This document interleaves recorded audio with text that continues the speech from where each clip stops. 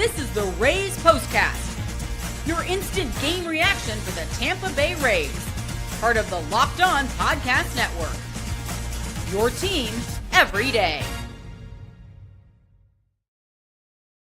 Hello and welcome to maybe the most rewarding, stressful, crazy, I don't even know, all the adjectives, Rays POSTCAST of the year. Your spot for instant reaction to every single Rays game. Also, made sure to check out the daily Locked On Rays show. They post super good content for there. They posted a great video about Edwin Longoria and what's going on with the Rays, what they're doing for him coming up on June 7th. But my name is Jonathan Shields. I will be with you for every one of these postcast episodes. And you can follow me on Twitter at Johnny10Shields. Just go over there and look at my tweets from this game. I was all over the place, as I'm sure all of you guys were, because what an insane game. And this one, we're going to be talking about just the bullpen collapsing because, I mean, for a while there, it was bad. And this bullpen is supposed to be a strength of this team, and I still think it is. You're going to get, games like this. And unfortunately for Uceta, it's back-to-back outings. Or it's not back-to-back outings, but back-to-back big spots for him having these moments. But still some bright spots in that bullpen, obviously. We're going to be talking about just what a win it was, and then we're going to look ahead. But first, we're going to talk about just what grit by this offense. This is what you'll be talking about. It's the grit from the offense. And I tweeted right after the Chandler Simpson tied the game that they just kept coming. And we haven't seen this from this Rays offense in all season, maybe since the 16-1 Red Sox game, at least since I've been doing the postcast. We have not seen this. And to see them just fight and just not give up. And it starts with an incredible at-bat by Jankowski. And it just continues to battle, draws a huge walk. Hoffman for the Blue Jays was unhittable for much of this season. And then Danny Jansen, going the other way, he was fantastic. I tweeted he has been sneaky good these last 2 weeks because his on-base streak is at like 16 games now. But, some of those are walks, hit by pitches or whatever. He has been fantastic, especially the last week, I would say. And then Chandler Simpson, cannot say enough about him. How clutch. How many times have he come up clutch already this season? Does it again. And then Brandon Lau, I thought his at-bats today were fantastic. We'll get into that a little bit later. And then Junior, really, he had a super interesting at-bat, and that'll get us to our turning point. Time to reveal where the game was won or lost. It's the turning point. Yeah, it's a Junior grand slam. But the thing that impressed me most about Junior was in that at-bat, he was down 0-2. And the second pitch he swung at was really bad. And Junior needs to get back in the lab a little bit because teams are attacking him the same way. They're literally throwing a slider low and away or a changeup slow, and he's chasing. And when Junior expands his zone, hasn't been very good. But what a time for his first road home run of the year. They meant to throw that slider away. They hung it, and Junior sent it back to Tampa. Just what a swing and what a moment for the Rays' hopeful face of the franchise for the next decade. And that was his moment.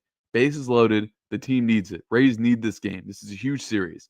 And your guy, the Rays guy, shows up in this moment. Just fantastic. I cannot say enough good things about that at-bat by Junior. It shows maturity that we haven't seen from him in a little bit. And it showed that he went down 0-2. He didn't panic. I panicked. I can tell you I panicked. But Junior did not panic. And it was a very admirable at-bat from him. And just this entire Rays offense, I cannot say enough good things. The way they battled. And remember, this all started with an out in the ninth inning. Taylor Wall struck out. And then they routed off 5 runs without recording another out. So just a fantastic win. So if you guys are watching live, make sure to leave a comment. We'll get to them at the end like we always do. If you guys are watching the replay, join us live. What a win. I cannot say enough. I was so distraught after the 3-run home run.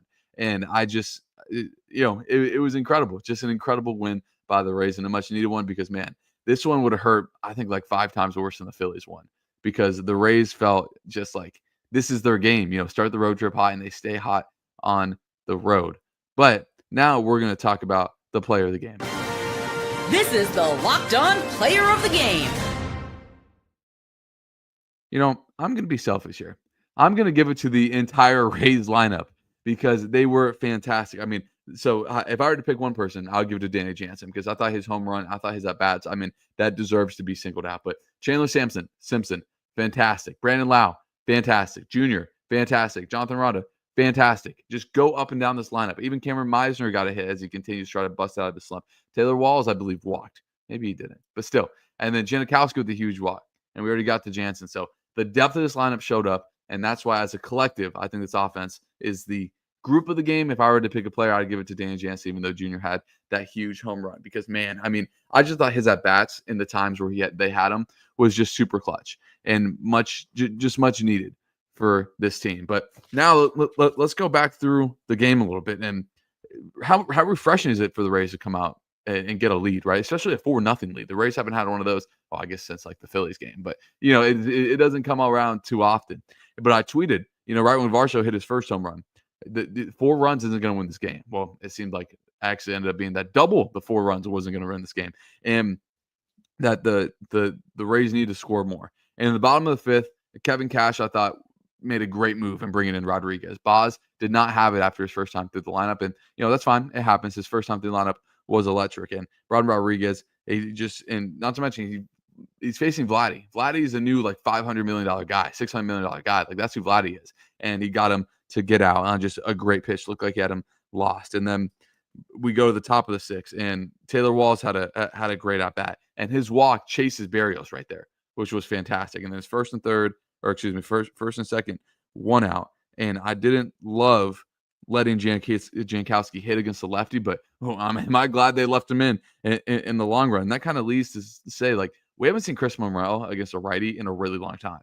So I'll be interested to see what his role is, especially when Josh Lowe comes back, which Josh Lowe is going to come back hopefully this weekend against the Marlins. And then what I thought was awful base running, which it was, the Rays got incredibly bailed out. That Vladdy is honestly lazy a lot of the time, and he dropped the ball. There's a lot of times where Vladdy's electric, and he's one of the best hitters I've seen, but man, he is lazy a lot of the times. I cannot believe he dropped that ball. So the Rays get bailed out by horrific base running, and they score, and it's 5-3.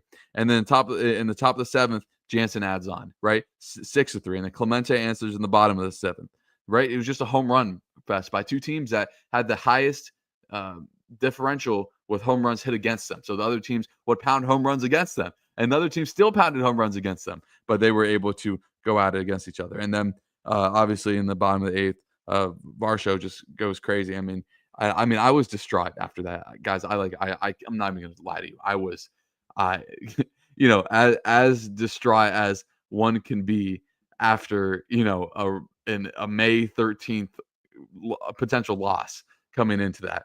But yeah, but we're going to talk about that bullpen collapse in even more depth right after this break. This episode is brought to you by FanDuel. The NBA playoffs are in full swing, and every night delivers highlight-worthy performances, major momentum shifts, and can't-miss moments.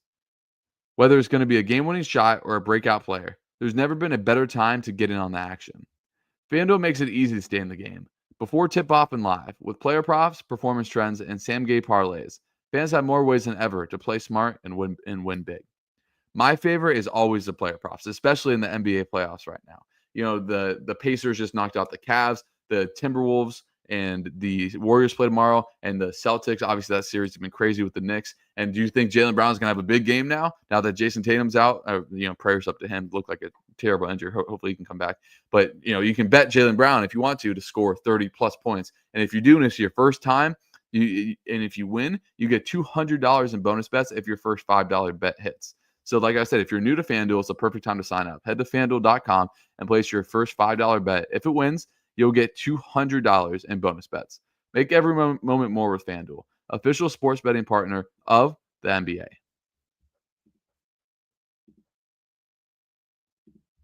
So like I said, make sure you guys leave your comments down below in the live. We're about to get to them after we talk about this last segment here and look ahead to tomorrow night's game. The bullpen, really bad by the back 3 guys that's supposed to be the backbone of this bullpen. And I'm really impressed with Rodriguez. And do not be surprised if Rodriguez takes Uceta's 8th inning role going forward. I mean, he has been really good. He has electric stuff, and I really liked him last year. And look, I'm not overly worried about Uceta, which is kind of crazy to say considering the last 2 games. But before that, he was just so dominant. I think it was like 15 innings without allowing a run. It was something crazy. It might not have been that high, but between like 11 and 15 innings without allowing a run. So just that's really good stuff right there. And then, it is a long season. Uceta hopefully is going to have 50, 60 appearances this season, but So you're going to have some of these. Just his last home runs that he's given up, they've been loud home runs. But Clevenger wasn't the best. He gave up a home run, and then I don't know what was going on with Pete. Like I literally wrote WTF Pete, because what is going on? Because he puts the 2 on, and then Santander comes on. Not to mention, he is just like killing the ball. The first 2, I mean, he was sitting high inside fastball. He was early on it and just absolutely just laced it foul. And and then Mason Montgomery came in, and he was great against the lefty. As a lefty, he's so difficult to pick up. But I mean, I'm not concerned about this bullpen, but it's better to have this conversation and win than a loss, which it looked like it was heading. So let me guys know down in the comments. Are you concerned about the bullpen? Again, you got to look at this from as a large view, right? It's May. We have 4 months left in the season. These guys are going to continue to keep grinding away, and you're going to have really high points like you said has had recently or in the past. And you're going to have really low points like you said and Pete have had recently. But let's look ahead, and then I have a few more of my final points to talk about. As tomorrow, the Rays, another night game, same time, 7:07, as I believe Ryan Pepiot versus Chris Bassett will take the mound. So again, Chris Bassett, high strikeout guy, 49 strikeouts so far this season for Bassett. And then for Pepiot, I mean, he's coming off a really good outing against the Phillies, but his fastball hasn't had the same ride that it's had this year, the same way as it has last year. But the last game against the Phillies, like I said, he was really, really good. So just some more notes here, as this is, like I said, about Shane Baz. Wanted to briefly talk about him again. Really good the first time through, but the second time through the order, man, he really struggled, especially in the bottom of the third and the fourth.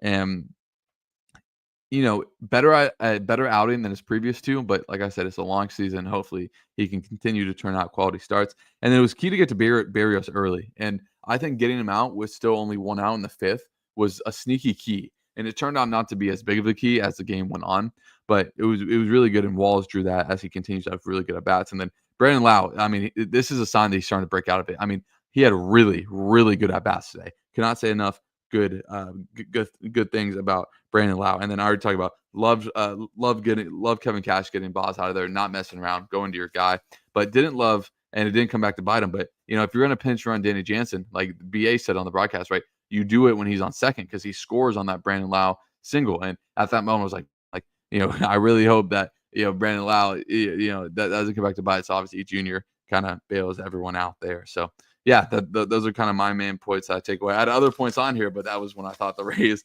that were going to lose. Like I said, the Rays, needed to win this game, and it turns out that they did. So we're about to do the comments. Make sure you guys leave a comment here, as we're about to get to them here, as we go to Mike H. He says 2 things. What's going on with the unused passport issues? I'm not a custom agent. I'm not 100% sure, but he's going to be back in Miami. He's not going to be here this series. And it's going to give guys like Jose Caballero a chance to play more. And he got robbed a few times of a few really good hits. And then he had to turn off the volume. Don't like Andy Fried and BA. I disagree. I love Andy Fried and BA. I think BA provides great insight from an analyst perspective. And I think Andy Fried, though he's better in the radio role, I think his voice is just money. I think he's fantastic. Obviously, Dwayne Stats is the GOAT, but I love Andy Fried, and I think BA is a great analyst as well. As we go to our guy Gary, 11 runs, an offensive explosion. That was going to be the title if this wasn't such an unbelievable win. You're 100% right. It was just an incredible game. As we go to Matt, who's also here a lot, talking about a heart-pounding game. I thought we were done after 3-run home run in the 8th. I mean, I think everyone thought we were done after the 3-run 8th. As we got some guys talking about Evan Longoria, definitely a Rays Hall of Famer. There's a reason why Chandler Simpson actually wore number 3 in the minors. There's a reason why he didn't wear it in the majors. Like, that number is going to be retired, and I think that they're going to announce it on June 7th. We go to I Love Legos. Any news about Josh Lowe returning to the lineup? I think this weekend. I mean, he's really close. He's in Durham. I believe going into tonight, he was 2 for 9, but his last game, he had 2 hits. So starting to put it together so far. As we go back to Mike, that this was the best game so far. I agree. It was awesome. As we see some comments in here about, the Rays are made to suffer. I mean, yeah, it is just, they do love to keep it interesting. As we go to Andrew, who's saying that the Rays sure do keep it interesting. I mean, it is never not interesting with this team. It is, even at the bottom of the 9th when they have a 5-run lead, or a 4-run lead, like what are we doing? It is just, it's just crazy that, that they always kind of just make your heart pound a little bit. as we go to Alexander, who says, any update on Calvin Kelly back? No, not that I know, but hopefully that it is soon. As we go to Aaron Smith, who gets sent down with Lowe coming back. That's a good question, and I don't know. I really don't. I don't know if you go to Meade. I don't know if you go to Meisner, because Jankowski's playing really good ball right now. So I don't think that you're gonna take him out right now. As let's see what else we got here as we go back to Matt, who says, I feel so bad for Pete. He's my favorite race pitcher. When he struggles, I get really frustrated. Yeah, I agree. I love Pete. I love his intensity that he brings. And, look, there's no one else I want pitching in the ninth inning. I'm a huge Pete Fairbanks guy. So, yeah, I agree. I always feel bad for Pete. But, like I said, it's a long season. These relievers are going to go up and down. I try not to get too attached to just one game or one outing, because it's just such a long year. So again, keep getting your guys' comments, and we're gonna get to a few more here. As Gary, this is another really key point here. Is what I wanted to mention when the Rays had that really bad base running error. Love the hustle by Meisner. They stole a run. That's 100% right. You always keep running. You never know what's going to happen. And that's why I don't know if they're going to send down Meisner, because he's such a good base runner. He's a good fielder. So I'm going to be interested to see what they do. I mean, it might be Curtis Meade, because he's just not getting any at bats, but then again, that hurts you even more against left-handed pitching, because you're gonna have more lefties into that lineup. So yeah, I don't know. And yeah, a lot of really good stuff about Evan Longoria in here. Again, the Locked On Rays guys did a whole video about Evan Longoria on the their stuff that they do. So definitely make sure to check that out. As what I love Legos again, make sure you guys get to the comments, as we'll get to a few more here. He says Chandler reminds him of Carl Crawford a little bit. Yeah, I can see that. Speedy outfielder. Carl Crawford is actually low-key a demon, guys. Like he was nuts. He was a multiple-time All-Star. And Chandler's faster, but Carl had a lot more power. So if Chandler Simpson could get to Carl Crawford, I mean, that would be awesome. Carl Crawford is one of the first guys I remember watching. Part of that team that made me fall in love with the Rays. As we go to Matt, any word on DeLuca? None. Last I checked, he had a minor setback, but not like too bad. So yeah, I there's no one I really feel more for than DeLuca, because this was supposed to be his center field. That's supposed to be his outfield, and he's really just kind of been hampered by this injury. And then with the way Samson's playing, I keep saying Samson, the way Simpson's playing right now, I don't know how you take him out of the lineup. That's how good that he has been. So yeah, I mean, I appreciate all you guys being in here. Just what a win! I cannot get over this. Thank God that the Rays won this game, because it is just such a key win. Like I said, I mean, a lot of wins to get on this road trip. You take 2 out of 3 from the Blue Jays. The Marlins are not a good team. The Rays could go down there and easily take 2 out of 3 from Miami. The Rays have played well in Miami as of late. Always play well against Miami, at least in recent years. So last chance to get in those comments. If not, we are going to end it here. So yeah, I mean, it's just, I still cannot get over that ninth inning that the Blue Jays still made it close. So the fact that we had to sweat it out even more. I literally tweeted, it is never easy with this team. So again, you guys, make sure you guys go check me out on Twitter as well. Again, we're posting a lot more over there, posting some really consistent stuff over there as well. So yeah, I mean, again, I appreciate everyone joining live. I appreciate everyone watching the replay. Always make sure to like, comment, and subscribe. And then we will see you guys tomorrow night, hopefully talking about a Rays series victory. See you guys then.